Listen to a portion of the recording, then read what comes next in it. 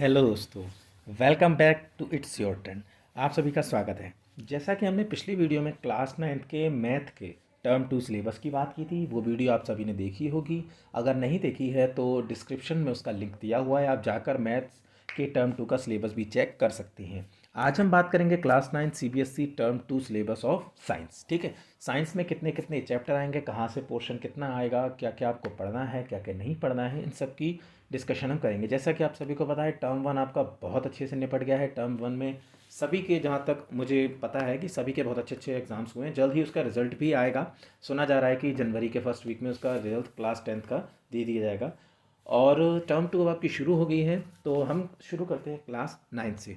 Class 9 के term 2 के syllabus की अगर हम बात करें, तो टर्म 2 के सिलेबस में जो शुरू के चैप्टर्स हैं उसमें आपका एटम्स एंड मॉलिक्यूल केमिस्ट्री के पोर्शन से रहेगा। और एटम्स एंड मॉलिक्यूल्स में जो आपके टॉपिक्स रहेंगे वो आपके नीचे दिए हुए हैं। Atoms and molecules, law of constant proportion, atomic and molecular mass आपको अच्छे से पढ़ लेना है। देखिए, ये दोनों बहुत कंफ्यूज करते हैं। हम इन चैप्टर्स पर लेकर भी इसके बाद वीडियो आएंगे, आप उन हमारी वीडियो से इसको समझ सकते हैं। हम इनको बहुत अच्छे, बहुत ही ईजी वे में और बहुत ही कॉन्सेप्ट क्लियर करते हुए पूरा वीडियो जल्द ही आपको देने वाले हैं।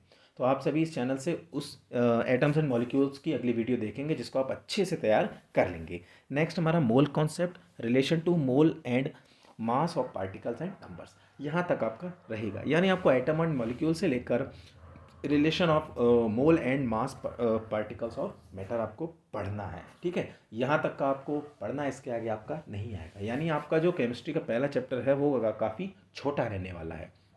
इसको पूरा समझना है, आपको पूरा जानना है। तो अगला वीडियो हमारा इसी चैप्टर को लेकर है, तब तक के लिए थोड़ा आपको वेट करना होगा। नेक्स्ट हम आते हैं स्ट्रक्चर ऑफ एटम, जो कि आपका केमिस्ट्री के पोर्शन से सेकंड चैप्टर रहेगा। इससे पहले के कुछ चैप्टर आपके टर्म 1 में आ चुके हैं और कुछ नहीं आएंगे इस बार। स्ट्रक्चर ऑफ एटम में आपका इलेक्ट्रॉन, प्रोटॉन, न्यूट्रॉन, उनकी वैलेंसी, उनके केमिकल फॉर्मूलाज और आइसोटोप और आइसोबार तक का ही पोर्शन रहेगा। आपको मैं सबसे बता दूं, सबसे इंपॉर्टेंट यहाँ पर रहता है केमिकल फार्मूला ऑफ कंपाउंड्स। ठीक है, उनके केमिकल फार्मूला आपको बताने होते हैं, वैलेंसी फाइंड करनी होती है। इन पोर्शन को आप बहुत अच्छे से करेंगे और हमारा चैनल पर आपको इस चैप्टर की जो वीडियो मिलेगी, उस पर बहुत मेहनत हो रही है, वो भी आपको बहुत ही ईजी वे में सारा समझाया जाएगा। तो ये आपके केमिस्ट्री के 2 चैप्टर्स हैं जो टर्म 2 में आएंगे। इसके बाद अगर हम बात करें, जो थर्ड चैप्टर और नेक्स्ट चैप्टर है वो हमारा है फिजिक्स के पोर्शन से। फिजिक्स के पोर्शन से भी टर्म 1 में जो चैप्टर्स आए थे उनके अलावा इस बार जो पहला चैप्टर आएगा वो है आपका ग्रेविटेशन। और ग्रेविटेशन में पूरा पोर्शन नहीं आएगा आपका, ग्रेविटेशन से लेके फ्री फॉल तक का रहेगा। उसके बाद जो आपका थ्रस्ट और ये सब चीज़ें वो शायद नहीं आएंगी। जैसे हम देख लेते हैं, gravitation, universal law of gravitation, force of gravitation of the earth यानी due to gravity, acceleration due to gravity, mass and weight, और लास्ट आपको बचता है फ्री फॉल। इतना छोटा सा पोर्शन आपका इस चैप्टर में रहेगा। और हमारे चैनल पर इन सारे टर्म 2 के चैप्टर्स की वीडियो बहुत ही इजी वे में, बहुत ही कॉन्सेप्चुअल और बहुत ही ट्रिकी वे में आपको समझाई देंगे, जिससे टर्म 2 भी आपका टर्म 1 की तरह बहुत अच्छे से हो जाए। तो ग्रेविटेशन में आपका इतना पोर्शन रहने वाला है। उसके बाद आपका next chapter of work and energy, work done by force, energy, power, kinetic and potential और law of conservation of energy. ये कुछ टॉपिक आपके इस चैप्टर से रहने वाले हैं। ठीक है, तो हमारी बात हो गई केमिस्ट्री के 2 चैप्टर्स, फिजिक्स के 2 chapter, gravitation, work and energy, और उसके बाद लास्ट आता है हमारा बायो से एक चैप्टर रहता है, why do we fall ill. जी हाँ, बायो से आपका केवल एक चैप्टर रहेगा, why do we fall ill, और जिसमें आपके जो टॉपिक रहेंगे वो है health and its failure, infections, non infection disease, their cause and manifestation, disease caused by microbes and their preventions, principle of treatment and prevention, और last जो आपका है पल्स पोलियो प्रोग्राम।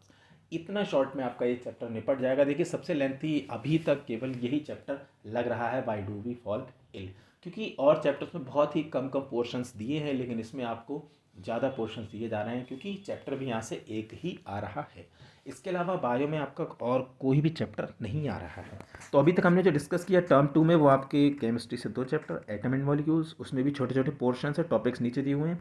अगला है स्ट्रक्चर ऑफ एन एटम, उसमें भी topics नीचे दिए हुए हैं, इनको कवर कर लेंगे, इसके अलावा कुछ नहीं आएगा। नेक्स्ट हमारा ग्रेविटेशन, ग्रेविटेशन के भी पर्टिकुलर टॉपिक्स हैं, आगे का पोर्शन नहीं आएगा, फ्री फॉल तक का ही आएगा।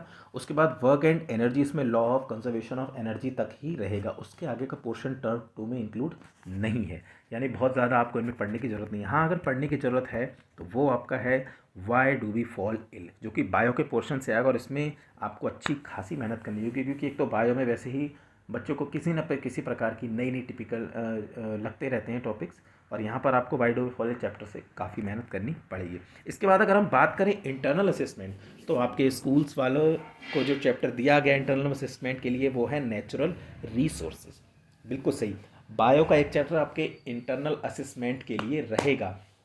आप सभी लोग खुश थे कि बायो में एक ही है, लेकिन इंटरनल असेसमेंट के लिए आपका ये नेचुरल रिसोर्सेज चैप्टर फाइनल हुआ है। और इसमें से भी जो physical resources air, water, soil and air respiration, combustion, इन सबको लेकर, और इसके बाद bio geochemical cycles in nature, इन सब से आपका इंटरनल असेसमेंट रहेगा। तो इस तरीके से आपका साइंस का टर्म 2 का सिलेबस कंप्लीट हो जाता है। ठीक है, केमिस्ट्री में 2, फिजिक्स में 2 और बायो में 1, और एक चैप्टर इसका इंटरनल असेसमेंट में रहेगा। यहाँ पर नोट दिया हुआ, learners are assigned to read the below listed part of unit 4। Unit 4 से आपका एक चैप्टर है, they can be encourage to prepare a brief write up any one concept of the unit in their portfolio. तो आपको इनमें से कोई एक टॉपिक ब्रीफ में अच्छे से तैयार कर लेना है। This be an assessment for internal assessment and credit may be given periodic assessment portfolio. This portion of units is not to be assist in the year end examination.